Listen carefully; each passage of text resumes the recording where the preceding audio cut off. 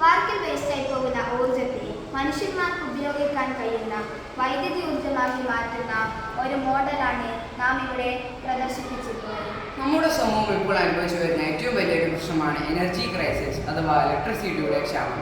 ജനസംഖ്യ ഓരോ ദിവസവും വർദ്ധിച്ചു വരികയാണ്. ഉപയോഗിക്കാൻ ആൾക്കാർ കൂടുന്നതിനനുസരിച്ച് ഉപയോഗവും കൂടും.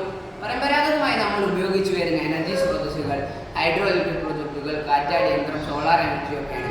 എന്നാൽ ഇവയ്ക്കൊക്കെ പരിമിതികളുണ്ട്. ഉദാഹരണത്തിന് സോളാർ എനർജി മഴക്കാലത്തോ ആകാശം കാർമേഘത്താലോ മറ്റ് കാരണത്താലോ മൂടപ്പെട്ട സമയത്ത് ഉപയോഗിക്കുന്നതിൽ പ്രയാസങ്ങളുണ്ട്.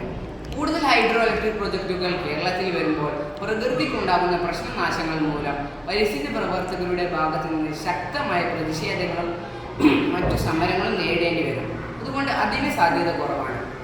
മറ്റൊരു പ്രശ്നം എന്തെന്നാൽ വരുന്ന 5-10 വർഷങ്ങൾക്കുള്ളിൽ തന്നെ കേരളത്തിലെ വാഹനങ്ങളെല്ലാം ഇലക്ട്രിക്കായി മാറും. അപ്പോഴും എനർജിയുടെ ആവശ്യം കൂടുക മാത്രമാണ് ചെയ്യുന്നത്. വാഹനങ്ങളുടെ എണ്ണം കൂടുന്നതിനനുസരിച്ച് എനർജിയുടെ ഉപയോഗവും താരതമ്യേന വർദ്ധിക്കും. ആഗോളതാപനം കാരണം ഓരോ വർഷവും ചൂട് കൂടി വരികയാണ്. അതിനാൽ എല്ലാ വീട്ടിലും AC വെക്കേണ്ടതും ഫാനുകളില്ലാത്ത വീടേ ഇല്ല എന്നൊരവസ്ഥയിലാണ് ഇപ്പോൾ കേരളമുള്ളത്. ഇപ്പോൾ തന്നെ കേരള സർക്കാർ നമ്മുടെ ആവശ്യത്തിന് എനർജി തികയാത്തത് കാരണം പുറം സംസ്ഥാനങ്ങളുടെ കയ്യിൽ നിന്ന് പണം നൽകി ഇലക്ട്രിസിറ്റി വാങ്ങുകയാണ് ചെയ്യുന്നത്.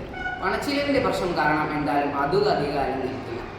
മനുഷ്യരാശിക്ക് ശാസ്ത്രം നൽകിയ ഏറ്റവും വലിയ സമ്മാനമാണ് വൈദ്യുതി. നമുക്കറിയാം, ഇത് വൈദ്യുതിയുടെ കാലമാണ്. എന്തിനും ഏതിനും നാം ഇപ്പോൾ ആശ്രയിച്ചിരിക്കുന്നത് വൈദ്യുതിയാണ്.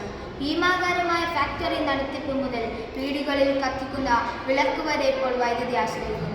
മനുഷ്യന്റെ ശാസ്ത്രപരമായ കണ്ടുപിടുത്തം മെച്ചപ്പെടുത്തുന്നതിനും സമൂഹത്തിന്റെ സൗകര്യം വർദ്ധിപ്പിക്കുന്നതിനുമായി വൈദ്യുതി എല്ലാത്തരം ഊർജവും നൽകുന്നു.